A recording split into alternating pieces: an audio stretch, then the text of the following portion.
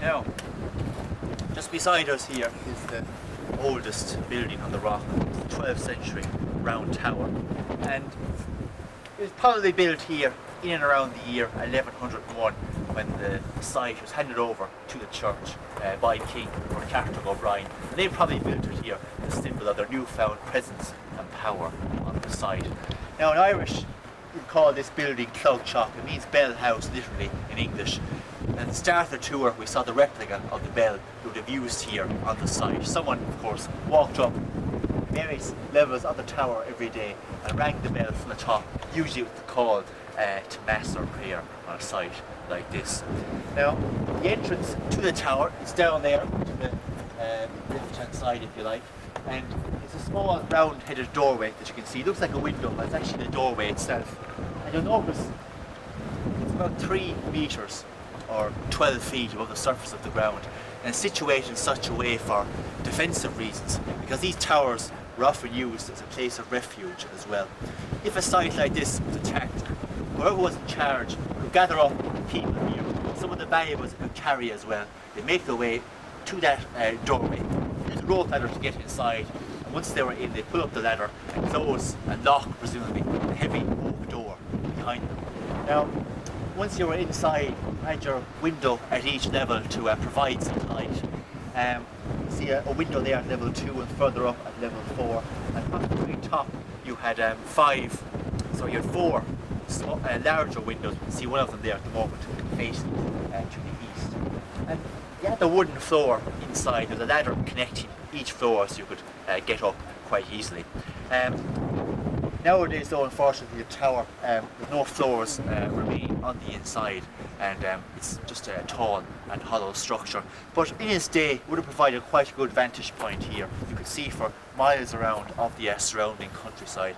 And also if you were a pilgrim approaching a monastery or church site and they had one of these round towers, it was quite an easy way to see where it was from a distance. A lot of the countryside back in the 11 and 1200s would have been covered in trees and wood. They wouldn't have yet have been cleared. So often it could have been difficult to locate the church site or monastery. But if you had the round tower, you could see it over the tree line and locate where it was and calculate how long it would take you to get there. Now, as time went on, the particular tower here would have fallen into disuse as the large cathedral was built with its own tall bell structure in the middle, and nowadays it's only a home to the various birds living with us here on the site, and they have their nests inside there today. Now, just beside the tower is the exterior of the cathedral, and as you'll see we're doing a small bit of work at the moment, putting a roof back on the 2 side chapels, and once that's done we'll bring in a few carvings inside under the roofs for protection away from the rain inside the cathedral. But the original purpose of those 2 little side chapels, well, if the Archbishop didn't want to use the larger area there of the cathedral which to conduct the Mass, he could conduct it from inside those 2 chapels, and there was a space then beyond those which the people could attend the Mass as well. Now around us you'll notice by now the various headstones and graves that there are. The rock has been used as a graveyard for many centuries, and it's actually still used up to the present day, but your name has to be on a special list or register to actually be buried here nowadays. That was set up in the 1930s. The state wanted to limit the amount of burials on the site, and they allowed families who had relatives buried here already to put their names on a list. They could be interred here as well when they died. There are still a few names left on the list who are alive, so they'll be open as a graveyard for a few years yet, but once they're all ticked off the register, we'll close down them permanently as a grave site.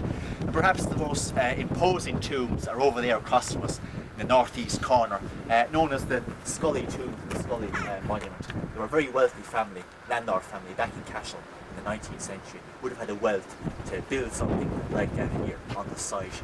You'll notice there the top of the one to the left is missing. There was the Celtic cross on top of that originally, but unfortunately it was a victim of the storm back in the 1970s, and collapsed, and it's still in pieces at the back of the cross itself. The family, in long since immigrated from the area, they're aware of the situation, but they'd be rather reluctant to carry out restoration to it. It cost them probably a few £100,000 to rent back up the cross there today. From time to time, they come back and they visit the tomb. They also, I suppose, employ someone to care for cleaning to it. Now, we can go around the corner now and have a look at our 12th century church and finish off the tour there. Known as Cormac Chapel. To get to it, use that pathway there, round the back of the cathedral, and hope.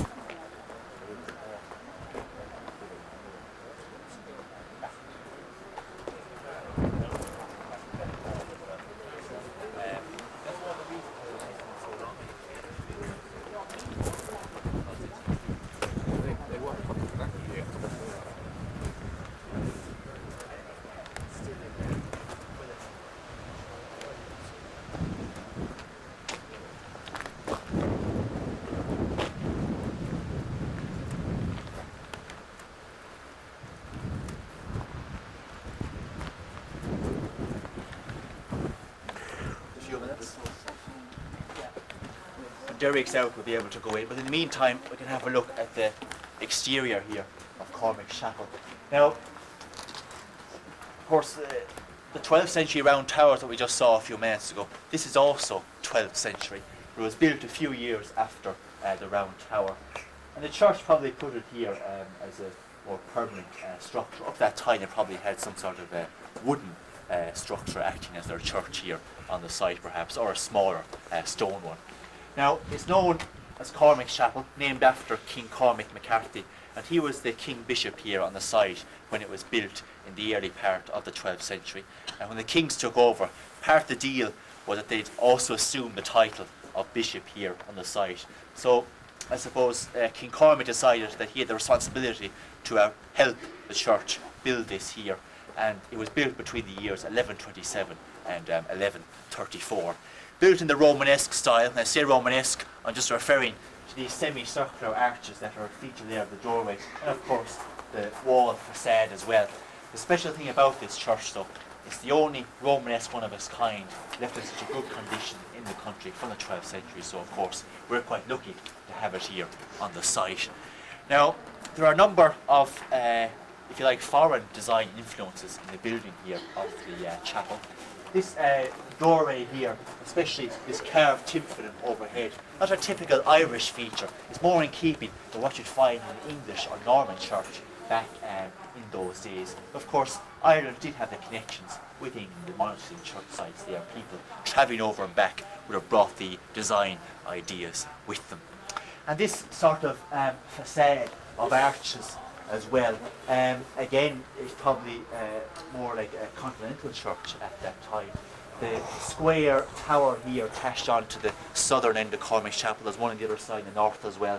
They're not typical Irish features. Again, they're of a continental influence.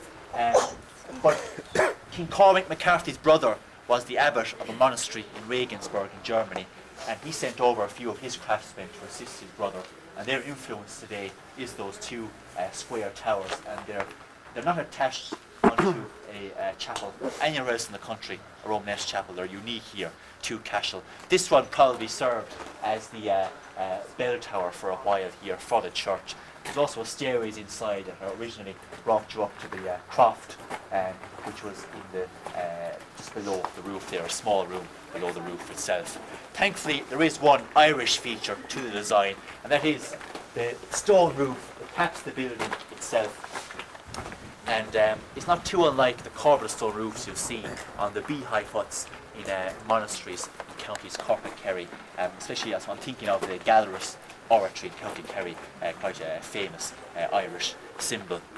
Now, that roof has protected the church for almost 900 years at this stage, done a good job, of course, and we'll go inside now and have a look at the interior of Cormac Chapel, what the roof has protected for so long.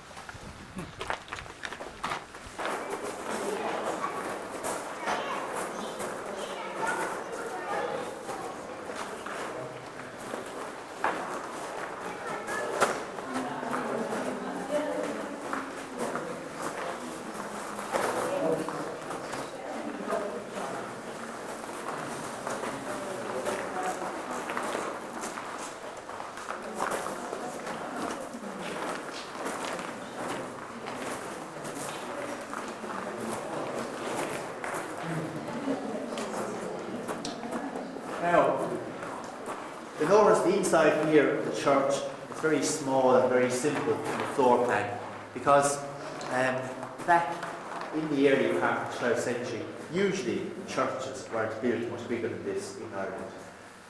It was only once the Normans came in the later part of the 12th century, brought with them their own building styles, so we start to see the more larger Gothic style cathedrals being built, like we have here on the rock as well.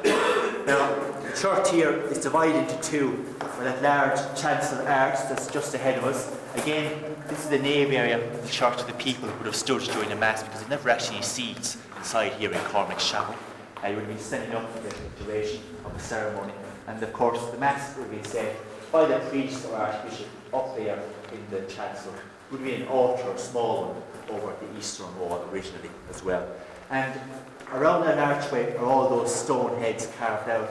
And they would have been carved out there to help get rid of any evil spirits or any evil influence that might find its way here into the chapel, because the people were a bit superstitious at that time, or would have included that kind of idea in the work, especially a sacred place like a church.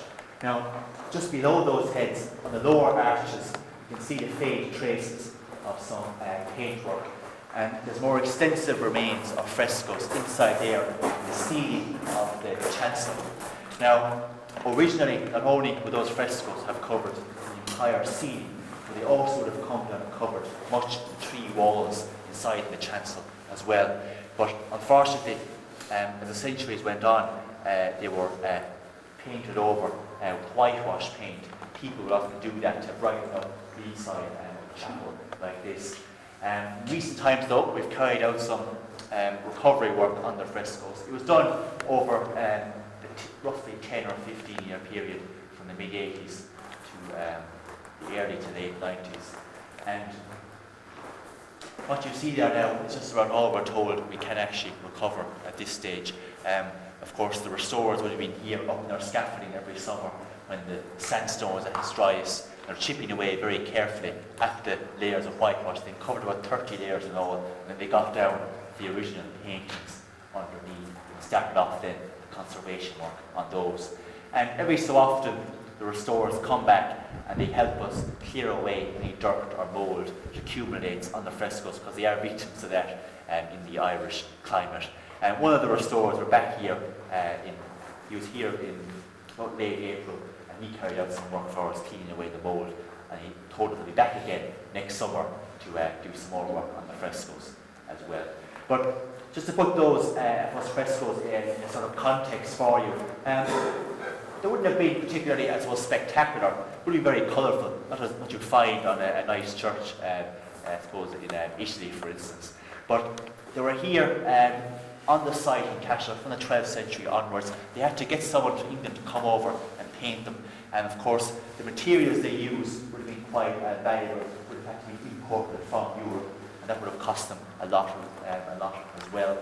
And they're quite rare in the country too. Very few frescoes survive in such a state in a church like this, so we have the responsibility to look after them, and hopefully they'll still be here too in a few hundred years' time as well. Now, at the very back here of the church is the large stone tombs or coffins you would have noticed when you entered Cormac's Chapel itself. And it's possibly 12th century like the chapel, or maybe perhaps late 11th century. And you might recall the Cashel crozier we saw at the start of the tour in the museum, where the real crozier was found in this tomb back in the 1750s when it was damaged at that time. It was outside, exposed to the weather on the side, and that's why it's in such a weathered condition today. But we can still see a little bit of the design here on the front of the tomb. It's a combination with Irish and Viking influence. And this is the head here of a snake or serpent. It would have been one here as well. And the other snake would have come down here and up alongside the head and culminates up there in the top, I suppose, right-hand corner. And that complicated, if you like, intertwining of the serpents or beasts, it represents a never-ending cycle, like infinity or everlasting life. It looked like the figure 8 on the side, and of course, that was meant to represent the person passing from this life into the next. So I suppose it's an appropriate enough symbol for a tomb. The original coverings no longer with us, unfortunately, It was lost somehow over the years, despite its large size. But whatever inscription would have been upon that would have told us perhaps given a clue as to who would have been placed inside this originally. But because the crozier was found inside it, because it's so finely carved out, it must be the tomb of a very important person back in Cashel here in the late 11th or early 12th century, possibly a member of the Munster kingship, but unfortunately we can never be entirely sure as to who was the original occupant of the tomb. So in conclusion, I can give you a very brief summary of what we saw today, so it'll make a bit of sense if you're walking around again yourselves.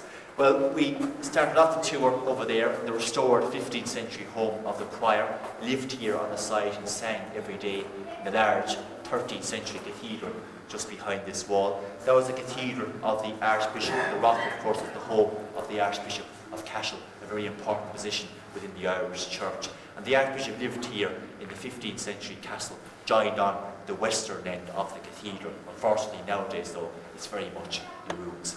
We also saw the round tower, built in the 12th century, just on the other side of Cormac's Chapel here. Would have served as the better tower and place of refuge here. And of course, it was built when the church took over in 1101. Up to that point, it was the crowning place, the rock of the Kings of Munster. And we finished off the tour here inside Cormac's Chapel, the only Romanesque church of its kind left in such a good condition in the country today. So you're welcome to walk around again if you have time. The exit to the side is just back out to the reception area where you got your tickets earlier on. At this stage I'll say Snáin, but now you know more for the other Scarmont. It's a small bit of Irish, it would be roughly translated into English. Goodbye, safe journey, and of course, thank you very much as well. Thank you very much.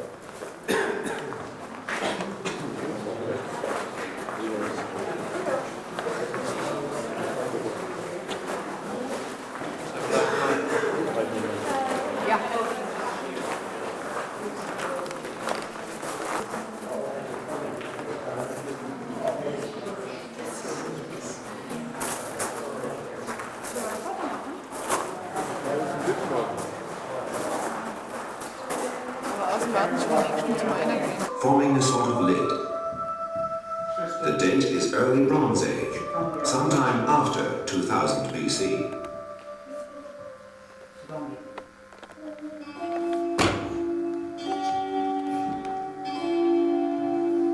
We now pass on from prehistory to the borderland between paganism and Christianity. We find this rather shadowy period illustrated by the somewhat enigmatic inscribed standing stones called Ogham stones. Most commonly found in the south of Ireland, they bear inscriptions in a special alphabet known as Ogham, in which the letters are formed by a series of notches or incised lines cut on the sharp edge of the upright stone. These inscriptions give us the names of people with a brief formula, such as son of or descendant of a named person. The language used is the oldest known form of Irish. They date from early in the 5th century to about the middle of the 7th century AD, and are frequently found in old graveyards, such as this one at Kiltira in County Waterford. Sometimes the Ogham stones have been reused in the building of the curious underground passages known as souterrains, obviously at a time when they were no longer regarded with respect as memorials of the dead. The 10 Ogham stones at Drumlowan, also in County Waterford, were used in this way.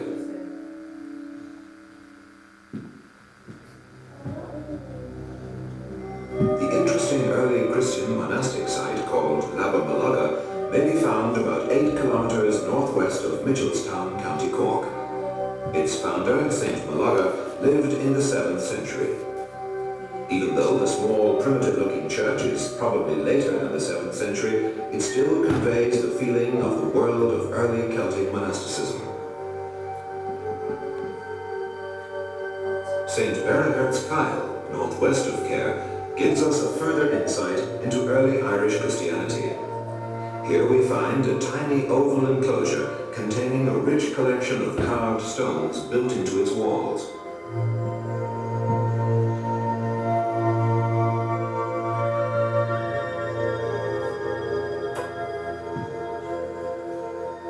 Similarly, at the nearby site of Turin Picon, we have a 12th century church with good Romanesque carvings on the windows, as well as a collection of early grave slabs like those at St. Berachard's Kyle.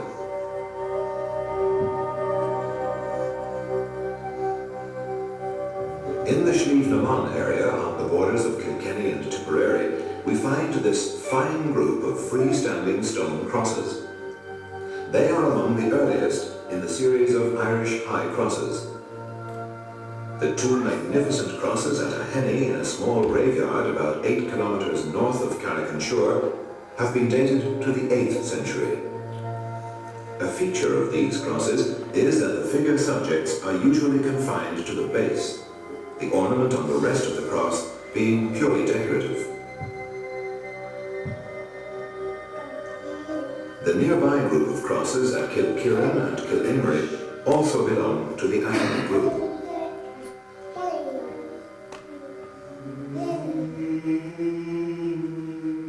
The early monastic site of Derry-na-Flan, northeast of Cashel, is situated on what was formerly an island of about 20 acres in the middle of a bog.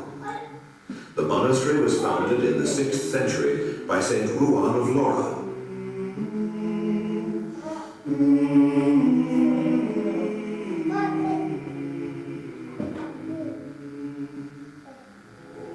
The magnificent altar vessels found on the site belong to a period somewhat earlier than the fragmentary medieval church ruins which are present to be seen there. Not far from Clonmel at Donaghmore is a good example of a 12th century Romanesque church.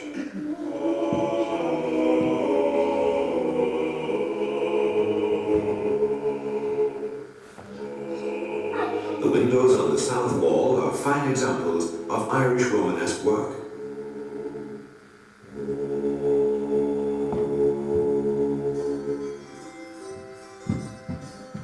More complete and much better known as an example of Romanesque architecture is Cormac's Chapel on the Rock of Cashel. An intact stone-roofed building of the early 12th century, it contains elaborately carved stonework and colourful frescoes decorate its chancel.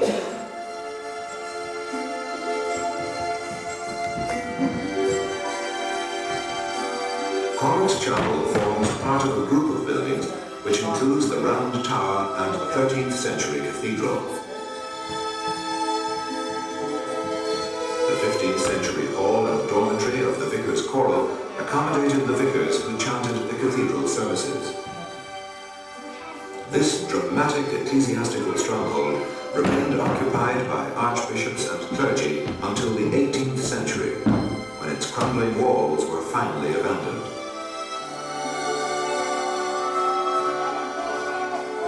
The group of buildings on the rock is not all that Cashel has to offer. St. Dominic's Abbey is a fine example of a 13th century Dominican church, remodeled around 1480 after a fire. In the fields outside the town, but easily visible from the rock, are the massive ruins of Hoare Abbey, founded in 1272 for the monks of the Cistercian order by Archbishop David McCarroll.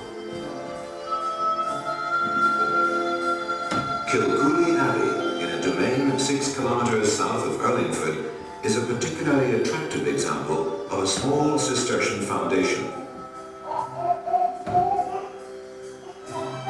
Some fine medieval carved tombs and effigies adorn the choir.